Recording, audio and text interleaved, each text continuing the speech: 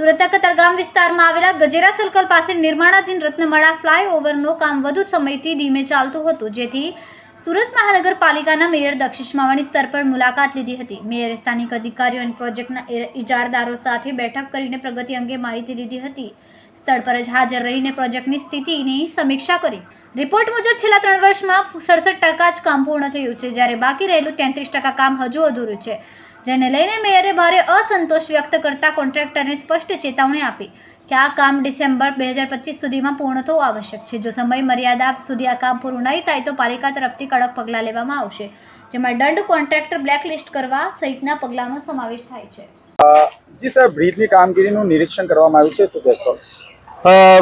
એક લોકોમાં એક હોવાપો તો આ બ્રિજ કેમ લેટ થાય છે. આપણી ચેનલના માધ્યમથી હું જાણ કરું છું કે એ બ્રિજની નીચે ઘણી યુટિલિટી આવતી હતી, એના હિસાબે 10 મહિના યુટિલિટી ચેન્જ કર્યો. સુરત મહાનગરમાં મોટો ભાર પડતો હતો ને યુટિલિટી ચેન્જ કરવાના હિસાબે બ્રિજની ડિઝાઇન પણ ચેન્જ કરવી પડે એમ હતી. એટલે મેં યુટિલિટી ચેન્જ નહીં કરી ને ડિઝાઇન ચેન્જ કરી, એટલે મહાનગરપાલિકામાં ભારણ પણ ન પડ્યું.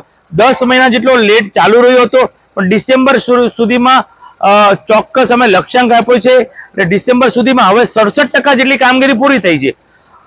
એટલે હવે જે કામગીરી બાકી છે તે ચોમાસામાં પણ કામગીરી થઈ શકે એવું છે. ગટર અને સ્લેબનું કામ બાકી છે, એટલે ડિસેમ્બર સુધીમાં આ બ્રિજ સુરતને સમર્પિત અમે કરી દઈશું.